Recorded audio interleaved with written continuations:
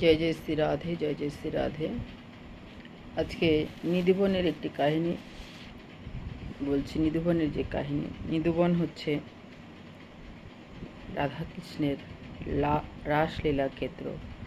প্রতিদিন রাতে ওখানে রাসলীলা হয়, কারণ নিধুবন এখনো পর্যন্ত নিধুবনে রাসলীলা হয়ে আসছে। ভগবানের এতই মহিমা, এতই কৃপা। বলছে রাতে বেলা 7টার পর নিধুবনে একটা পিঁপড়ে পর্যন্ত ওইখানে থাকে না, ওইখান থেকে বেরিয়ে আসে। 7টার আগে ভগবানকে যেভাবে সেবা দেওয়া হয়, লাড্ডু দেওয়া হয়, পান দেওয়া হয়, দুধ দেওয়া হয়, জল দেওয়া হয়, ফুলের মালা, কাপড়, চিরুনি, আয়না, আলতা, সমস্ত কিছু থালা ভর্তি করে ভগবানকে নিবেদন করে সেখান থেকে পূজারীরা বেরিয়ে যান। সকালবেলা যখন ভোর 5টার সময় 4টার সময় ওখানে যখন খোলা হয়, মন্দিরের দ্বার খোলা হয়, একটা মানুষ যেরকম ব্যবহার করে, একটা নারী শাড়ি পরে শাড়ি খুলে রাখে, পান খেয়ে যেরকম পান চিবিয়ে ফেলে দেওয়া হয়, লাড্ডুগুলো অর্ধেক খাওয়া থাকে, অর্ধেক খাওয়া থাকে, দুধ খাওয়া থাকে, জল খাওয়া থাকে, প্রত্যেকটা জিনিস আধো আধো করে খাওয়া থাকে। তাহলে প্রতিদিন কে করছে?